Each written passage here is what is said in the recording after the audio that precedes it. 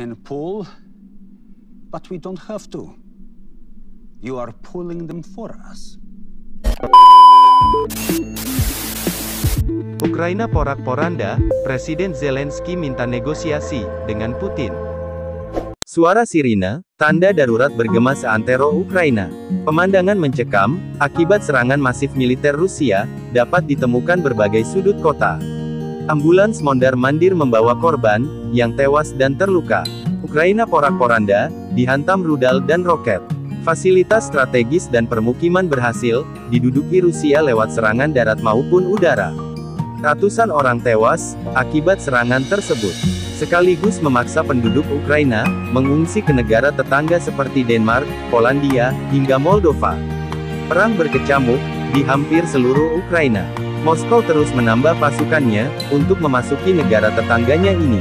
Di kubu lawan, seluruh komponen militer dan cadangan dikerahkan guna mempertahankan Kiev, ibu kota Ukraina.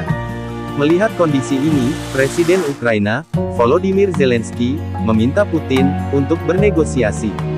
Saya ingin berbicara dengan Presiden Federasi Rusia sekali lagi, kata Zelensky dilansir BBC, Jumat 25/2. Setelah memuji keberanian pasukan Ukraina, Zelensky beralih ke bahasa Rusia. Dia menyerukan Vladimir Putin, mau duduk bersama, demi menghentikan invasi Rusia. Pertempuran sedang berlangsung di seluruh wilayah Ukraina. Mari kita duduk di meja perundingan untuk menghentikan pembunuhan orang, ujar dia. Laporan CNN, Kremlin mengatakan akan menganalisis tawaran Presiden Ukraina untuk membahas status non-blok untuk negaranya ketika invasi militer Rusia semakin dekat ke Kiev.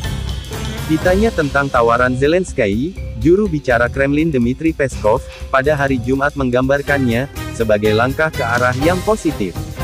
Kami memperhatikan itu, dan sekarang kami perlu menganalisisnya, tutur Peskov.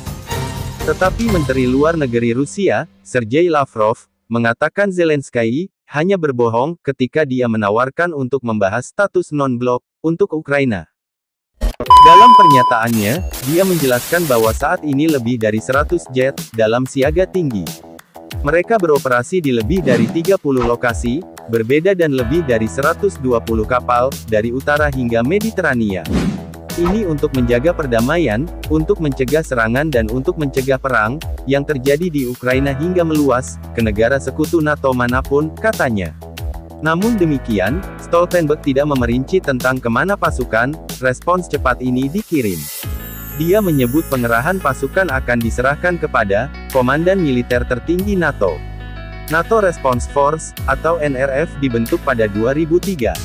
Pasukan khusus ini terdiri dari 40.000 personel, dan mencakup 8.000 kontingen dengan kesiapan tinggi, dengan pasukan udara, laut dan operasi khusus.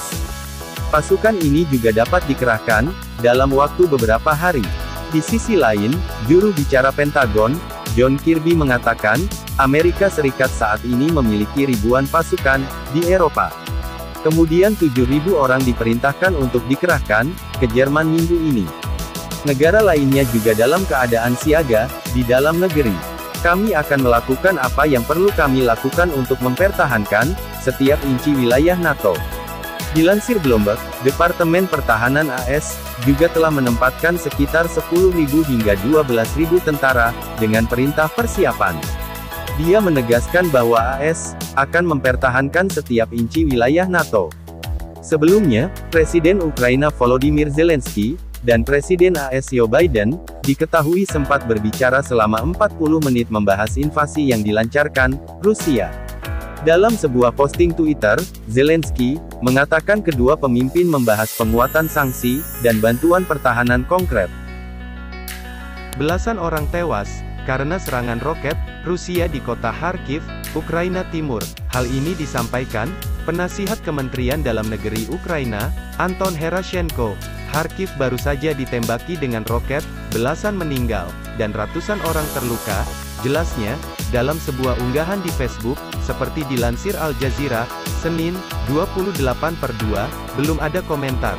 Dari Moskow terjadi pernyataan, Herashenko ini, Al Jazeera belum bisa memverifikasi, klaimnya secara sepihak, serangan roket terjadi, ketika delegasi Ukraina dan Rusia sedang berunding di perbatasan Belarusia. Belum ada laporan yang muncul terkait hasil perundingan tersebut, namun dilaporkan Al Jazeera, Ukraina menyerukan gencatan senjata saat perundingan dimulai. Sejak Rusia menyerang Ukraina pada Kamis 24/2, sampai saat ini, jumlah warga sipil yang tewas di Ukraina mencapai 352 orang, termasuk 14 anak-anak. Memasuki hari kelima serangan, militer Ukraina mengklaim kecepatan serangan Rusia mulai melambat.